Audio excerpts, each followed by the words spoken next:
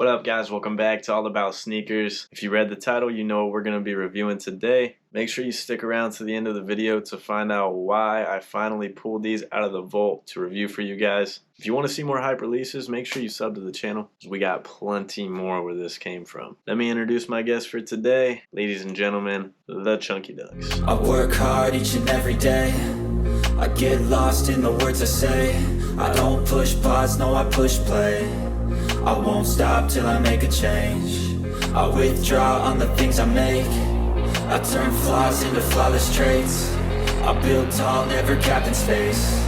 I won't stop till I hear him say, First off, what a dope collab that we got from Nike and Ben & Jerry's. Like, the concept of this shoe was so awesome. I'm glad they released it. It had tons and tons of hype behind it, and I was so lucky to have been able to cop this pair. Before we talk numbers and about the shoe itself, I want to tell you guys the story about how I actually came up on this pair. May 26, 2020 was the release date. I was at work, and I don't have a lot of downtime at work, but I try and make time whenever I can to try and enter the sneakers draws or submit my order on sneakers drops. And at this time, I actually was only sporting one sneakers account. I didn't have any family involved with the sneakers drops. I didn't have any friends that were trying to hook me up. So I was on my own. I had one entry.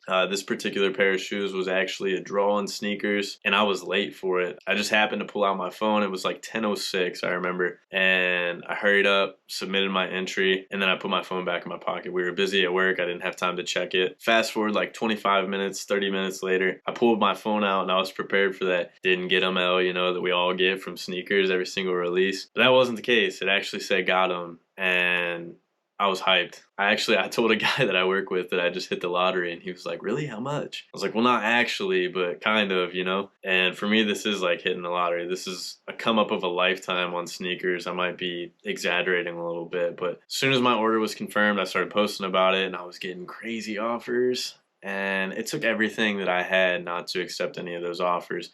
I knew that this was going to be a hard shoe to get, whether it was on release day or months or maybe even years down the road. Collabs like these just don't restock, and I wanted to be able to take this pair with me to sneaker conventions. They're a good table ornament, and then later down the road, I wanted to see how the value matured. A few days after the release, the value actually went down a little bit, and it's kind of stuck in that same range now for the past couple years. I thought maybe these would spike. They're probably waiting on me to get rid of them before they go up like crazy. That's normally how this works. I'll probably get rid of this pair, and then they'll be like $2,500 in the next year, but it is what it is. So I got the shoes, obviously was super stoked about them whenever they touched down. And then something that's cool is like a week later, I actually got another envelope in the mail, and it was from, I think it was from Nike, and it was a Ben & Jerry's coupon for a pint of ice cream, so that was pretty cool too. For me, this is a pair of shoes that I can admire from afar. I like the looks of them, but it's not a shoe that I would typically wear, which is weird for me to say because I normally wear like crazy wild stuff. I'm either super neutral colors or like really crazy colors. The insoles and the liners of these are just wild, like the tie-dye camo. They're super colorful. Obviously, we got the cow hair going on. Lots of colors. They really did the collab well.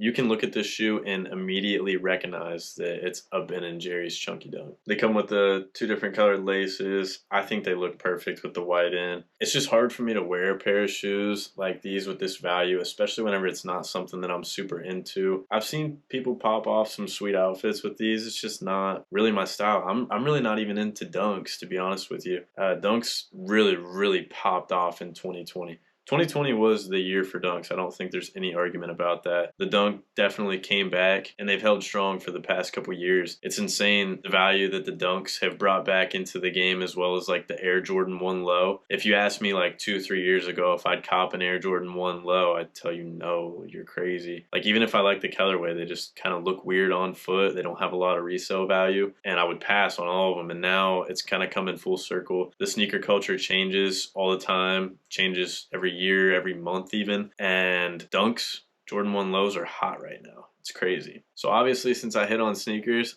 I paid $100 for these, which is insane. So I have nothing in them. That's why I really wanted to just ignore some of the offers and take them with me to shoe conventions, give me something to talk about with other sneakerheads, and then just like have them in my possession and keep them on ice and admire them, you know. I'm a reseller, but like deep down I'm a sneakerhead too, so I really respect this collab. I think it's sweet. It's going to be hard for me to get rid of these one day. It would have been really hard for me to let these go whenever I copped them. Right now the resale apps, Goat and StockX, are holding strong around the $1,300 to $1,400 range. The profit potential on this one pair of shoes is insane. I just love the subtle details that they put into these collabs that they don't put into other shoes. Like Dunks, for example, you're not gonna see the collabs on the tongues or on the insole every day. You're not gonna see the melting Nike swoosh. You're not gonna see the cow hair color blocking. You're not gonna see a Ben & Jerry's ice cream pint sitting in front of you. It's the outside the box insane details that intrigue me as a sneakerhead. If this was a pair that I really liked, it wouldn't be going anywhere, but I'm getting rid of them. Just made a deal for this pair of shoes, so stay tuned for the next video if you want to see what I sold them for, or maybe even what I traded them for. So make sure you drop a sub. Do not miss the video of me getting rid of my chunky Dunks, my biggest hit on sneakers ever, the shoe that everybody talks about whenever they walk up to the table. I swear to you, if I had $1 for every time somebody asked me about this shoe, whether it was how much or what size at SneakerCon, I probably could have paid for my table. And y'all know the tables are not cheap at SneakerCon. It's insane how many people ask about them, how many people are interested in them. It gives you something to talk about. Sweet shoe to have in your collection. But hopefully we're on to bigger and better things. At the end of the day, I'm trying to make money, and I've had my fun with this shoe. It's time for somebody else to enjoy it. If you have any questions, drop them in the comments below or DM me on Instagram. The handle is the same, at AllABSneakers. Once you sub, make sure you turn on your notos to the channel. Let me know what hype shoes you want me to cop next. What do you want me to have on my table at the next sneaker convention? If I move on from these, I gotta cop something else, right? So, and as always, do not forget, this is all about sneakers.